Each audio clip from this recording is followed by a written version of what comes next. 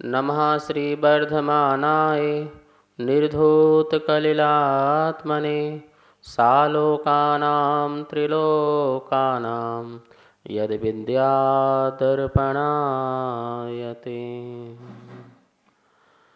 रत्न कंटक श्रावकाचार परमांगलिक ग्रंथ है।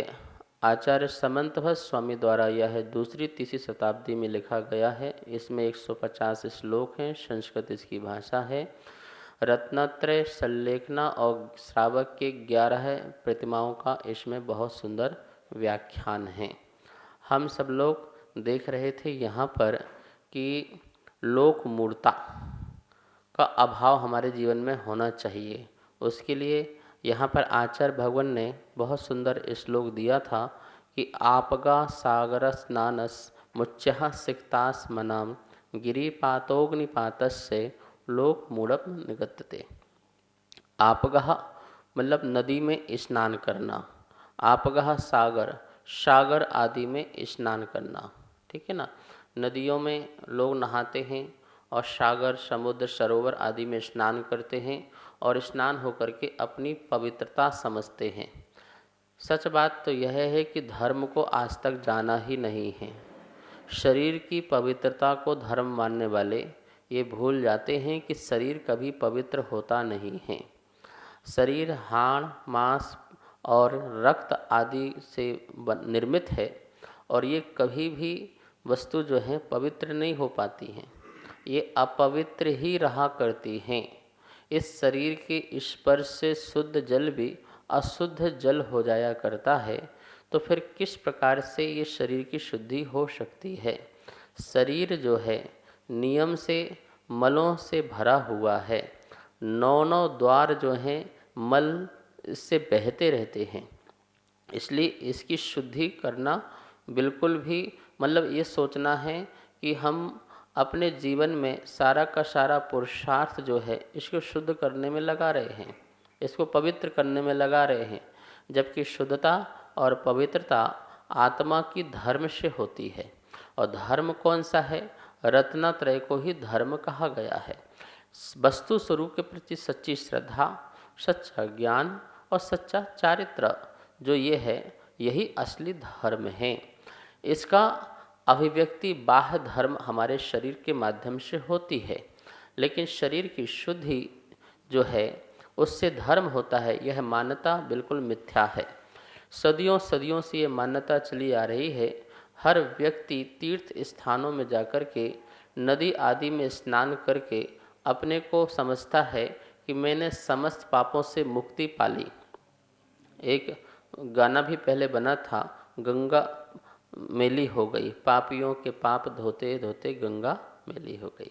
भाई देखिए, गंगा तो गंगा है, जल है वो, ठीक है ना, लेकिन वो पापियों के पाप कैसे धो सकती है? भाई अपने मन को धोना होता है, अपने विचारों को साफ करना होता है, अपनी आत्मा में जो पाप किए हैं उसका पश्चाताप करना होता है, उनका प्रतिक्रमण करना होता है, तब जाके यह आत्मा शुद्ध होती है। मैं कौन हूँ, मैं क्या हूँ, मेरा क्या स्वरूप है, वस्तु जगत का क्या स्वरूप है, इसको अच्छी तरह से जानने के बाद ही जो है हमारी आत्मा निर्मल और पवित्र पावन हुआ करती है। ऐसा नहीं होता है कि आदमी शराब भी पिए और नदी में नहाता भी रहे, मांस मदिरा भी खाता पीता रहे और नदी में नहा करके अपने को शुद्ध मानता रहे, गलत आचरण करता हो, क्रोध मान माया लोभ कषायों में लिप्त हो, इंद्रियों के विषयों में आसक्त हो और नदी में स्नान कर लिया और मैं पवित्र हो गया। ऐसे भी कोई धर्म होता है क्या? ये कोई धर्म नहीं है, ये सिर्फ छलावा है अपने जीवन के साथ और भी लोगों के साथ। तो ध्यान रखें, ये शरीर जो है पवित्र नहीं हो सकता है। तो कुछ लोग ऐसे कह सकते हैं कि ये तो अव्यवहारिक बात कह रहे हैं, यदि शरीर की शुद्धता ना की जाए तो पूजा पाठ आराधना पर क्या अपवित्र दशा में करें? नहीं, ये कौन मना कर रहा है? देखिए, जिससे हमें गिलानता होती है उसकी शुद्धि व्यवहारिक रूप से की जाती है और करना भी चाहिए। इस शुद्धि के लिए मना थोड़ी कर रहे हैं। आप खूब नहाओ, नहाने को कौन मना कर रहा है? स्नान खूब कीजिए, आपको कौन मना कर रहा है? लेकिन वो स्नान से धर्म होता है ऐसा नहीं करने का। धर्म तो आत्मा से होता है। किससे होता है? पाप कौन करता है? पुण्य कौन करता है? शरीर नहीं करता है।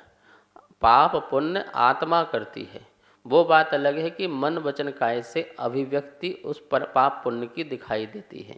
यदि मेरी आत्मा में पाप आया तो मैं शरीर से पाप रूप कार्य करूँगा। मेरी आत्मा में पुण्य के भाव आए तो मैं शरीर से पुण्य के काम करूँगा। तो वो शरीर से तो एक अभिव्यक्ति हो रही है। जैसे कि एक रोबोट है, रोबोट में अपन ने चिप लगा दी, तो काम कौन कर रहा है? उसको चलाने का काम कौन कर रहा है? जो चिप में सारा प्रोग्रामिंग डाला गया है, उस प्रोग्रामिंग के अकॉर्डिंग रोबोट जो है चल रहा है, दौड़ रहा है। तो वो चिप दिखाई नहीं दे रही है, ठीक है ना। क्या दिख रहा है? रोबोट के हाथ पाँव, आँख, नाक, कान दिखाई दे रहे हैं।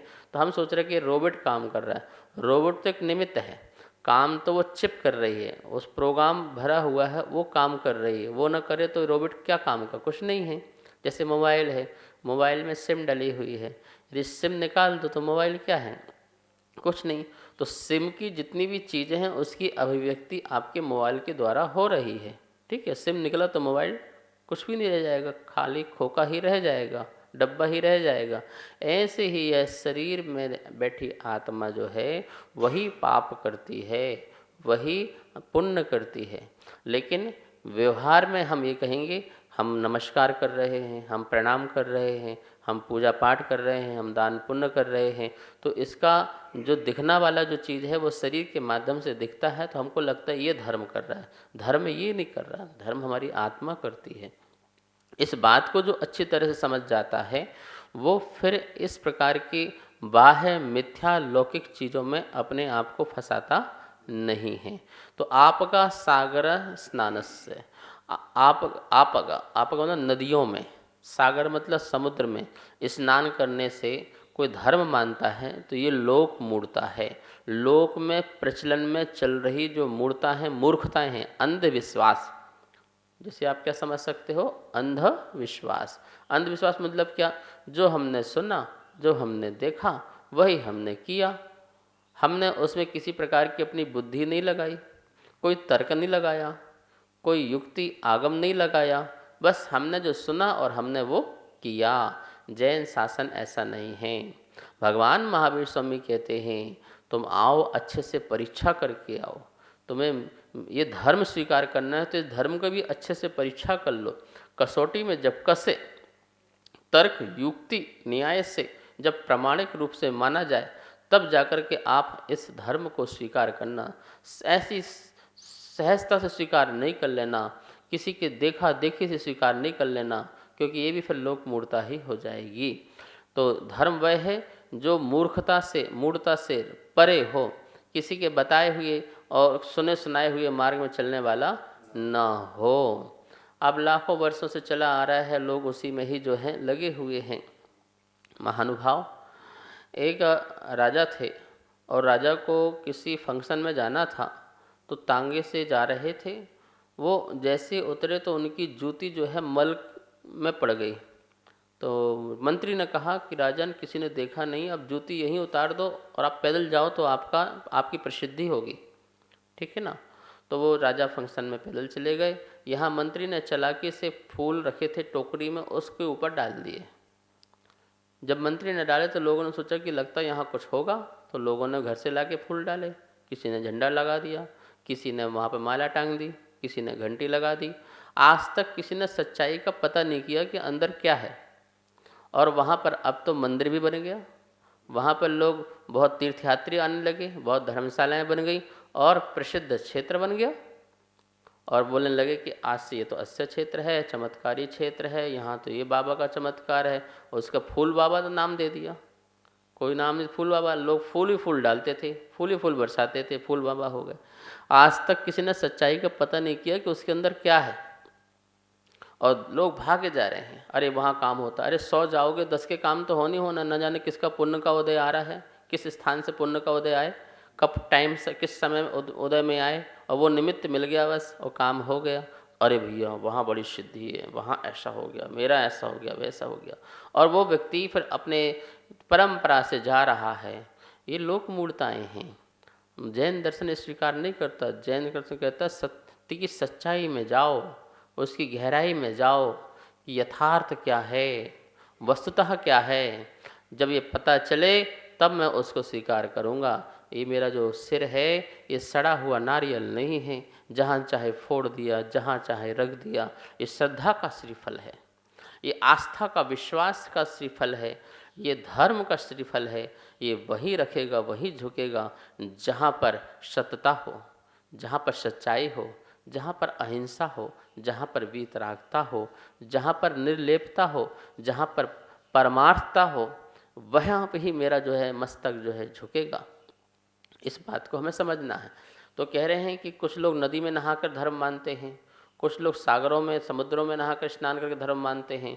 और लिखा है आगे, आपका सागर स्नान मुच्चहा सिक्तास्मनम, मुच्चहा उच्चहा ऊंचे, सिक्तास्मनम, सिक्तास मतलब बालू के ढेर, सिक्तास्मनम बालू के ढेर लगा करके धर्म मानते हैं कि जाएंगे वहाँ पे बालू के ढेर लगा जाएंगे, कोई पत्थरों का ढेर लगा के आ जाएगा। ये मान्यताएं मान के आते हैं ना लोग, तो गए वहाँ पर नदी किनारे, वहाँ पे पत्थर के ढेर लगा दिए, ये मेरी मान्यता पूरी हो जाए। बालू के ढेर लगा के आ गए, कोई जा कर के वहाँ पर चुन्नी बांध करके आ जाता है, कोई धागा बांध के आ जाता है, कोई कुछ करके आ जाता है, मेरी मान्यता पूरी हो जाए। अब बालू के ढेर लगा दिए। ये भी परंपरा कब चली? एक सन्यासी के पास सोने का कटोरा था, ठीक है ना, वो स्नान करने के जाना था, पर उसके मन में था कि कोई कटोरा उठा कर न ले जाए। तो उसने क्या किया, सन्यासी ने नदी के नहाने के पहले उसको रेत में छुपा दिया और ढेर लगा दिया और स्नान करने चला गया। किसी ने देख लिया और ये सन्यासी ढेर लगा के जा रहे हैं और फिर आ रहे हैं, इसका मतलब कोई ना कोई बात है। तो लोगों ने भी ढेर लगाना प्रारंभ कर दिया। तब से परंपरा चल गई ढेर लगाने की, रेत की ढेर लगाओ, बालू के ढेर लगाओ, पत्थर के ढेर लगाओ और उसमें अपना नारियल फोड़ो, फिर ये करो, फिर झंडा, फिर घंटी, फिर सब स्टार्ट हो जाता है, सारी चीज़ स्टार्ट हो जाती है। तो इस प्रकार की भी जो मान्यता है ये लोक मूढ़ता की मान्यता। इससे क्या होगा, तुम पुरुषार्थ करो भाई, तुम पुरुषार्थ करो, लौकिक जीवन में पुरुषार्थ करो तो लौकिक फल मिलेगा, अलौकिक जीवन का पुरुषार्थ करोगे तो अलौकिक चीज़ मिलेगी। इन सब करने से कुछ भी प्राप्त होने वाला नहीं है, समय भी बर्बाद, धन भी बर्बाद, सब कुछ बर्बाद होगा। अग्निपातः, अग्नि में गिर कर के जो है मुक्ति मानना।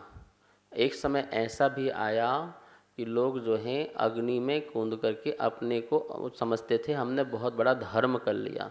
ये जो सती प्रथा, सती प्रथा में क्या, पति मर गया तो पति के साथ साथ चिता में पत्नी भी जो है जल करके मर जाती थी, जौहर आदि कर लेते थे। कितने प्रकार के होतकार होते थे, अग्नि में कूद करके मर करके अपने आप को धर्मात्मा समझना और मैं बहुत बड़ा धर्म कर रहा हूँ, इस प्रकार का अपने को मान्यता में लाना। यह भी एक प्रकार की लोक मूढ़ता थी। अग्निपातः, अग्नि में गिर करके अपने आप को स्वर्ग में, मैं स्वर्ग हो जाएगा मेरा, मुझे वैकुंठ की प्राप्ति हो जाएगी, मैं परमात्मा के पास पहुंच जाऊंगा। भैया जल भुन करके कौन परमात्मा के पास पहुंचता है? अपनी एक उंगली जला के देखना कितना कष्ट, कितनी पीड़ा होगी, तड़फन होगी। जो रोता पीटता चीखता चिल्लाता रहेगा वो क्या परमात्मा के पास पहुंच पाएगा? परमात्मा के पास निर्विकल्प दशा में पहुंचते हैं। परमात्मा के पास क्या स्वयं ही परमात्मा हो जाते हैं जो निर्विकल्प दशा में जाते हैं। समस्त संक्लेश परिणामों से रहित होने पर ही परमात्मा हुआ जाता है। ऐसे अग्नि में कूद करके महासंक्लेश परिणाम करने से कोई व्यक्ति क्या बोलते परमात्मा बन सकता है क्या? नहीं बन सकता है। अग्निपातः, अग्नि में गिरना। और इसमें लिखा है आपगः सागर स्नाने मुच्यः सिक्तास्मनाम गिरिपातोग्निपातस्य, गिरिपात पहाड़ों से कूदना। आपको पता है एक समय ऐसा भी आया उज्जैन के पास बहुत बड़ा पहाड़ है, जो बूढ़े माता पिता हो जाते थे वो शिक्षा दी गई थी कि पर्वत से उनको धक्का मारा जाता था, जिससे वो नीचे जाके पत्थर से गिरते थे, बोले तो मुक्ति मिल जाएगी, तो वो वैकुंठ मिल जाएगा। तो ऐसी बहुत लाइन लगा करती थी मुक्ति प्राप्त करने के लिए। तो वहाँ पर जो सन्यासी होता था वो धक्का मारता था, वो जाकर के नीचे गिरते थे और मर जाते थे। बहुत बड़ा पहाड़ है, बहुत ऊपर से गिराया करते थे। तो गिरिपातोग्नि, गिरि से पात मतलब गिरना और मर कर के अपने को धर्मात्मा समझना कि मैंने बहुत बड़ा धर्म कर लिया, मैंने स्वर्ग पा लिया, मैंने परमात्मा को खुश कर लिया। तो गिरिपातोग्निपातस्य लोक मूढ़म निगद्यते। इस प्रकार पर्वतों से गिरना, अग्नि में, अब देखिए अग्नि में लोग खेलते भी हैं, धर्म मानते हैं। एक धर्म ऐसा भी है, जब उनका धर्म आता है तो वो अंगार आदि लगा लेते हैं और उसमें ही कूदते रहते हैं, उसमें ही वो अपना कार्य करते हैं, वो धर्म समझते हैं।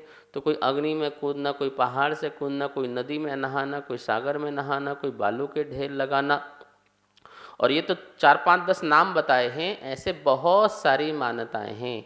दीपावली में नालियों की पूजा करना, नाली में दीपक रख करके वहाँ से नाली से लक्ष्मी आएगी, वहाँ से धन आएगा, इस प्रकार की मान्यता है। और गोबर की पूजा कोई करता है, कोई पेड़ की पूजा करता है, पत्तों की पूजा करता है, कोई जानवरों की पूजा करता है, ठीक है ना, ये जानवर ही हमारे भगवान हैं, उनकी पूजा करता है। तो ऐसी बहुत सारी, कोई आकाश की पूजा कर रहा है, कोई जल तत्व की पूजा कर रहा है, कोई अग्नि तत्व की पूजा कर रहा है, कोई सूर्य की पूजा कर रहा है। ये बहुत सारे प्रसंग हैं जो हमारे सामने हैं।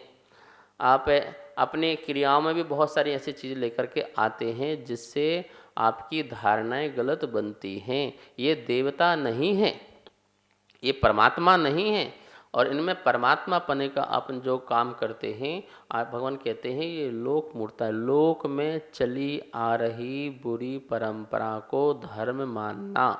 मैं ये नहीं कह रहा हूँ कि आप अग्नि का उपयोग मत करो, जल का उपयोग मत करो, आपके सारे उपयोग होंगे, लेकिन ये कोई भगवान नहीं है ऐसा मानना। यदि इस प्रकार से आपने माना तो आप सम्यक दृष्टि हो जाएंगे, और यदि नहीं माना तो मिथ्या दृष्टि हो जाएंगी, और वो लोक मूर्ता हमारे अंदर भरी रहेगी। आप इसको अच्छी तरह से समझें, विचार करें, चिंतन करें। अब नहीं समझेंगे तो कब समझेंगे? परमात्मा भी मिल गए, प्रभु मिल गए, गुरु मिल गए, सच्चे शास्त्र मिल गया, सच्चा उपदेश मिल गया, इसके उपरांत भी हम सच्चे मार्ग में नहीं बढ़ पाए तो ये हमारा दुर्भाग्य होगा। महानुभाव, अपनी आत्मा को पवित्र करने की बात करें। बाह्य पदार्थ जो हैं वो तो देखो पवित्र ही हैं। पवित्र मतलब क्या है? हमारे शरीर के संपर्क होने से वो अपवित्र होते हैं। हम मल डालते तो अपवित्र होती है ज़मीन, हम अपने शरीर के जल से स्पर्श करते हैं तो जल अपवित्र हो जाता है। जो संसार में अपवित्रता छाई है वो शरीर के स्पर्श होने से छाई है, और शरीर के स्पर्श ना हो जगत में तो वहाँ कोई अपवित्रता नहीं हो सकती है। अपने आत्मा को, धर्म को पवित्र करें। इसी भावना के साथ समय हो चुका है, आइए माँ जनवाणी की स्तुति करते हैं। जावाणी के ज्ञान से सूझे लोकालो, सो वाणी मस्तक धरो सदा देत हो धो। जिन वाणी भारती तो है जपो दिन रैन, जो तेरी शरणा धरे सो पावे सुख चैन। सबको बहुत बहुत मंगल आशीर्वाद।